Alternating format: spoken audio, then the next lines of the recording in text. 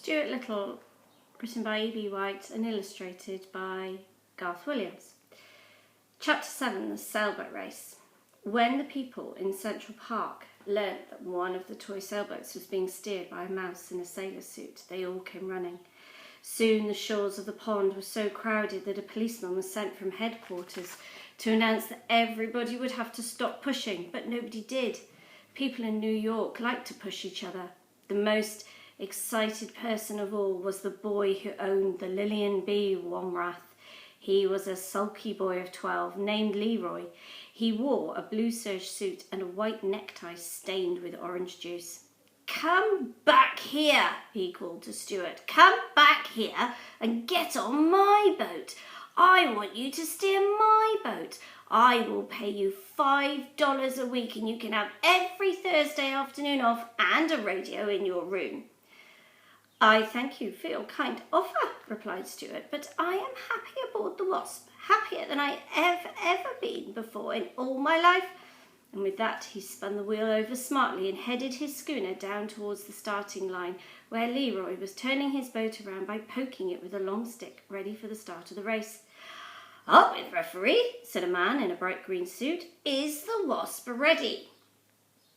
"Ready, sir," shouted Stuart, touching his hat. "Is the Lillian B. Womrath ready?" asked the referee. "Sure, I'm ready," said Leroy.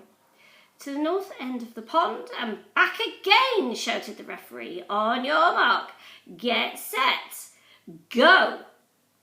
"Go!" cried the people along the shore. "Go!" cried the owner of the Wasp. "Go!" yelled the policeman. And away went the two boats for the north end of the pond.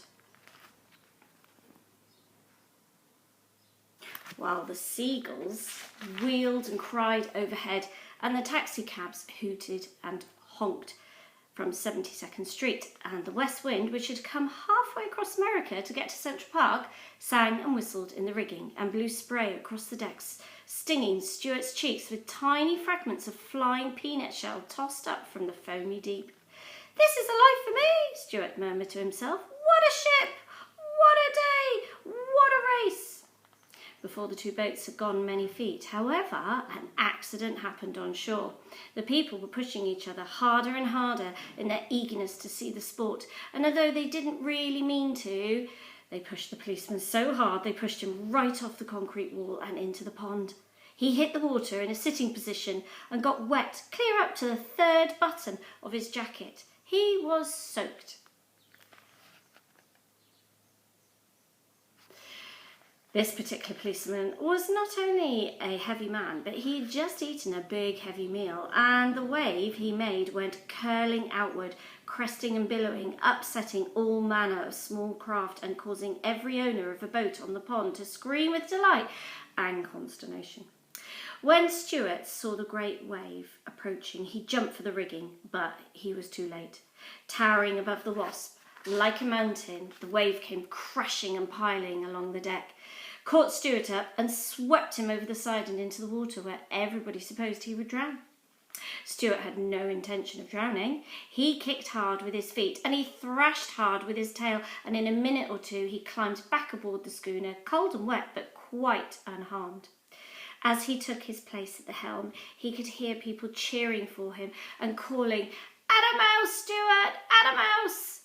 He looked over and saw that the wave had capsized the Lillian B. Womrath, but that she had righted herself and was sailing on her course close by, and she stayed close alongside till both boats reached the north end of the pond. Here Stuart put the Wasp about, and Leroy turned the Lillian around with his stick, and away the two boats went for the finish line.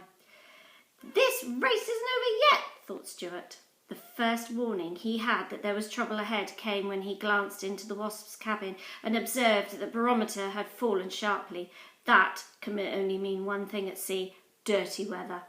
Suddenly a dark cloud swept across the sun, blotting it out and leaving the earth in shadow. Stuart shivered in his wet clothes. He turned up his sailor blouse closer around his neck, and when he spied the Wasp's owner among the crowd on shore, he waved his hat and called out, "Dirty weather ahead, sir. Wind backing into the southwest. Seas confused. Glass falling." "Oh, never mind the weather," cried the owner. "Watch out for flotsam. Dead ahead." Stuart peered ahead into the gathering storm, but saw nothing except grey waves with white crests. The world seemed cold and ominous. Stuart glanced behind him. There came the sloop, boiling along fast, rolling up a bow wave and gaining steadily. "Look out, Stuart! Look where you're going!" Stuart strained his eyes, and suddenly, dead ahead, right in the path of the Wasp, he saw an enormous paper bag looming up on the surface of the pond. The bag was empty and riding high, its open end gaping wide like the mouth of a cave. Stuart spun the wheel over, but it was too late. The Wasp drove her bowsprit straight into the bag, and with a fearful whoosh, the schooner slowed down and came up into the wind with all sails flapping. Just at this moment, Stuart heard a splintering crash, saw the bow of the Lilian plough right through his rigging, and felt the whole ship tremble from stem to stern with the force of the collision. "A collision!" shouted the crowd on shore. In a jiffy, the two boats were in a terrible tangle. Little boys on shore screamed and danced up and down. Meanwhile, the paper bag sprang a leak and began to fill. The Wasp couldn't move because of the bag. The Lilian B. Wanrath couldn't move because her nose was stuck in the Wasp's rigging. Waving his arms, Stuart ran forward and fired off his gun. Then he heard, above the other voices on shore, the voice of the owner of the Wasp yelling directions and telling him what to do. "Stuart! Stuart! Down jib! Down staysail!" Stuart jumped for the halyards, and the jib and the forestaysail came rippling down. "Cut away, all paper bags!" roared the owner. Stuart whipped out his pocket knife and slashed away bravely at the soggy bag until he had the deck cleared. "Now back your foresail and give her a full!" screamed the owner of the Wasp.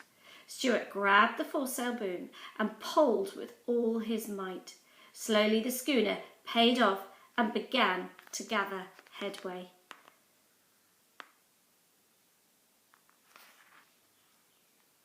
And as she heeled over to the breeze, she rolled her rail out from under the Lilian's nose, shook herself free, and stood away to the southward. A loud cheer went up from the bank. Stuart sprang to the wheel and answered it. Then he looked back, and to his great joy he perceived that the Lilian had gone off in a wild direction and was yawing all over the pond. Straight and true sailed the Wasp, with Stuart at the helm. After she had crossed the finish line, Stuart brought her alongside the wall and was taken ashore and highly praised for his fine seamanship and daring. The owner was delighted and said it was the happiest day of his life. He introduced himself to Stuart, said that in private life he was Dr. Paul Carey, a surgeon-dentist. He said model boats were his hobby and that he would be delighted to have Stuart take command of his vessel at any time. Everybody shook hands with Stuart. Everybody, that is, except the policeman, who was too wet and mad to shake hands with a mouse. When Stuart got home that night, his brother George asked him where he'd been all day. "Oh, knocking around. Just knocking around town," replied Stuart.